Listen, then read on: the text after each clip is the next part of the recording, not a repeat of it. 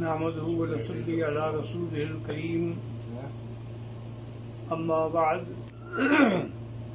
قال الله تبارك وتعالى في القرآن المجيد والفرقان الحميد أعوذ بالله من الشيطان الرجيم بسم الله الرحمن الرحيم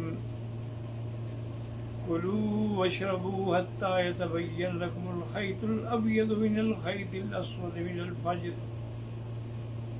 ثم أتموا الصيام إلى الليل صدق الله العلي العظيم قال النبي صلى الله عليه وسلم تعجلوا في الإفطار وتأخروا في السحور أو كما قال النبي صلى الله عليه وسلم صدق رسوله النبي الكريم. برادران اسلام، اللہ تعالیٰ کا یہ بہت بڑا انعام ہے کہ ہمیں سب سے افضل دین اسلام عطا فرمایا. دین اسلام اتنا کامل ہے کہ اس کے جتنے احکام ہیں، فرائض ہیں، اوامر ہیں، نواہی ہیں، ان سب کی تفصیل ہے اور اللہ کے قرآن میں اس کا ذکر ہے. اور اگر بعض چیزوں کا اجمال ہے تو اس کی تفصیل جو ہے وہ سرکار دو عالم صلی اللہ علیہ وسلم کی زبان مبارک سے. یہ ایسا نہیں ہے جیسے کہ ہمارے یہاں ہندو بھی روزے رکھتے ہیں، جوگی بھی روزے رکھتے ہیں، سادھو بھی روزے رکھتے ہیں، بدھ مت بھی روزے رکھتے ہیں، یہودی بھی روزے رکھتے ہیں، عیسائی بھی روزے رکھتے ہیں، لیکن ان کے پاس بھی دلیل نہیں ہوتی. یہ نعمت صرف ہمیں ملی ہے کہ اگر اللہ نے ہمیں حج کا حکم دیا تو قرآن میں دلیل ہے کہ للہ علی الناس حج البیت من استطاع الیہ سبیلا. اسی طرح دلیل ہے کہ وَأَذِّن فِي النَّاسِ بِالْحَجِّ يَأْتُوكَ رِجَالًا وَعَلَى كُلِّ ضَامِرٍ مِّن كُلِّ فَجٍّ عَمِيقٍ. اگر اللہ نے طواف کا مسئلہ ہے تو طواف کے لیے بھی قرآن میں حکم ہے کہ وَلْيَطَّوَّفُوا بِالْبَيْتِ الْعَتِيقِ وَإِذْ بَوَّأْنَا لِإِبْرَاهِيمَ مَكَانَ الْبَيْتِ أَلَّا تُشْرِكْ بِي شَيْئًا. اگر ہم صفا مروہ دوڑتے ہیں تو قرآن میں دلیل ہے کہ ان الصفا والمروہ من شعائر اللہ فمن حج البیت او اعتمر فلا جناح علیہ ان یطوف بہما.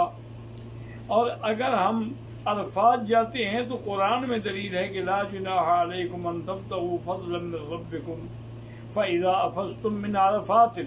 اگر ہم مزدلفہ آتے ہیں تو قرآن میں حکم ہے کہ وَاذْكُرُوا اللَّهَ عِندَ الْمَشْعَرِ الْحَرَامِ. اگر اس کے بعد ہم منا آتے ہیں، مزدلفہ آتے ہیں تو اس کے لیے بھی قرآن کا حکم ہے کہ اللہ نے قسمیں کھائی ہیں کہ وَالْفَجْرِ وَلَيَالٍ عَشْرٍ وَالشَّفْعِ وَالْوَتْرِ. اسی طرح اللہ نے فرمایا وَمَن تَعَجَّلَ فِي يَوْمَيْنِ فَلَا إِثْمَ عَلَيْهِ وَمَن تَأَخَّرَ فَلَا إِثْمَ عَلَيْهِ لِمَنِ اتَّقَىٰ.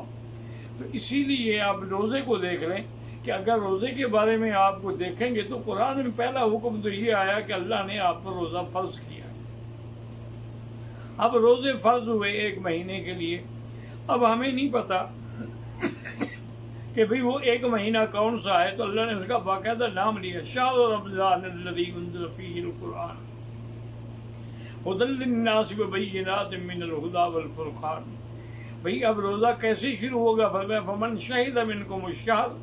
جس کو چاند نظر آ جائے یا چند لوگ دیکھ کے گواہی دے دیں تو اس کو روزہ رکھنا ہوگا. تو یہاں شہود ضروری ہے، وجود قمر ضروری نہیں ہوتا، کیونکہ ہم چاند کے پجاری نہیں ہیں، نہ ہم کسی سورج کے پجاری ہیں کہ جب تک ہمیں وہ چاند نہ ملے ہم اس وقت روزہ نہ رکھیں اور دوربین لے کے اور ہوائی جہاز پہ بیٹھ کے ہم ڈھونڈنے کے لیے نکل پڑیں. نہیں، اللہ نے اتنا آسان کر دیا ہے کہ ومن شہد منکم الشہر. اور میرے آقا نے آسان کر دیا کہ صوموا لرؤیتکم وافطروا لرؤیتکم. دیکھ کے روزہ رکھو اور دیکھ کے عید کرو. بات ختم ہو گئی. حتیٰ کہ یعنی آپ دیکھیں حدیث میں اتنی وضاحت بھی آ گئی کہ فَإِنْ غُمَّ عَلَيْكُمْ، یعنی چاند تو تھا لیکن بادلوں کی وجہ سے ہمیں نظر نہیں آیا تو حکم ہے کہ تم پھر 30 دن پورے کر لو.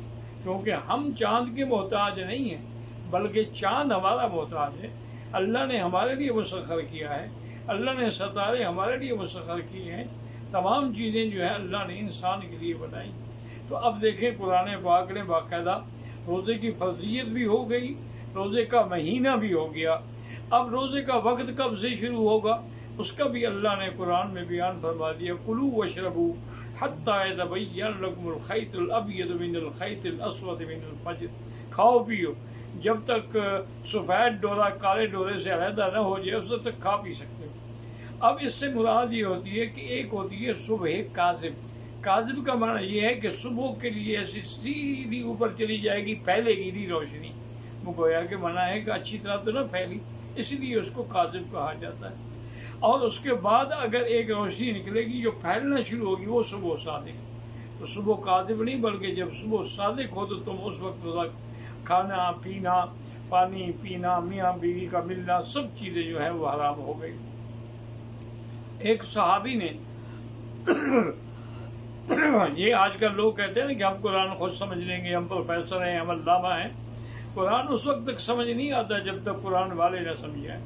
ایک صحابی نے 2 دھاگے لے لیے، ایک کالا لے لیا، ایک سفید لے لیا، اس کو سرانے کے نیچے رکھ لیا اور صبح ساری کے وقت کھاتا رہا، دیکھتا رہا، کھاتا رہا، دیکھتا رہا. وہ تو سوچ نہیں کر بار دن چڑھ گیا، روشنی ہو گئی.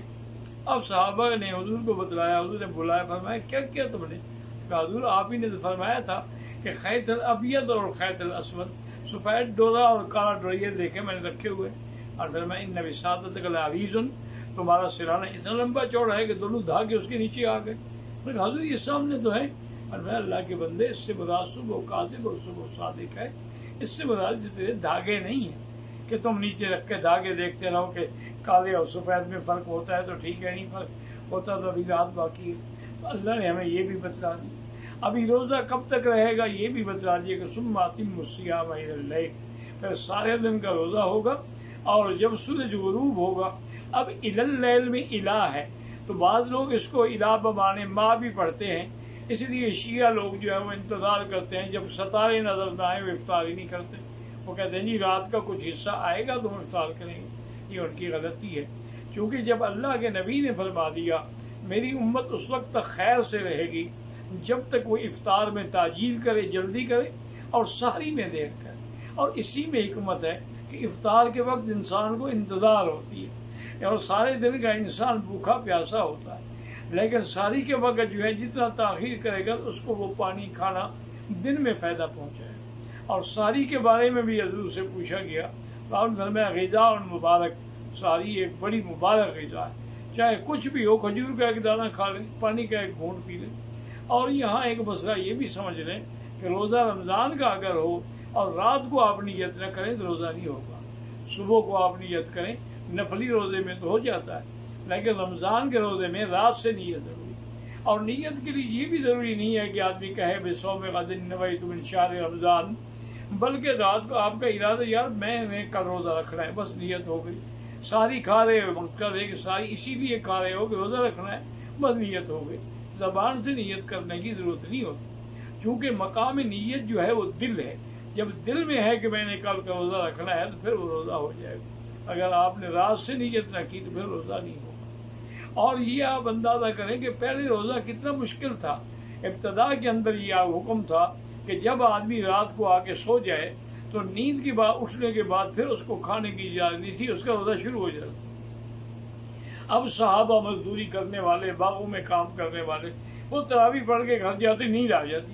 اب نیند آ جاتی تو اس کے گھر والے ارمان کرتے رہتے کہ افسوس ہے کہ بیچارہ اب تو کچھ بھی نہیں کھا سکے گا، آج بھی نہ کھایا، اور جب نیند کھلے گی ہو سکتا تو روزہ شروع ہو جائے. تو امت پر یہ بات جو تھی بہت بڑی گہری گزری. اور اسی طریقے سے حکم تھا کہ جیسے دن میں روزے کے عالم میں میاں بیوی جماع نہیں کر سکتے، رات کو بھی نہیں کر سکتے. تو ایک دن ایک روایت میں ہے کہ حضرت عمر رضی اللہ تعالیٰ سے غلطی ہوئی، اور ایک روایت میں ہے کہ ایک اور صحابی سے غلطی ہوئی، اور اس نے آگے حضور سے کہا کہ یا رسول اللہ ہلاک تو میں تو ہلاک ہو گیا کہ میں نے رات روزے کے حالت، اس وقت رات میں بھی منع تھا بیوی کا جماع کرنا، میں نے جماع کر لیا، اب میرے بارے میں کیا حکم ہوگا. اس کے بعد پھر اللہ نے رعایت کر دی اپنے بندوں پر کہ حل لکم النساء لیلۃ النساء الرفث فی احل لکم الرفث فی اللیلۃ فی الرفث فی النساء ہن لباس لکم وانتم لباس لہن. اللہ نے فرمایا عورتیں تمہارے لیے حلال ہیں، وہ تمہارا پردہ ہے تم ان کا پردہ ہو.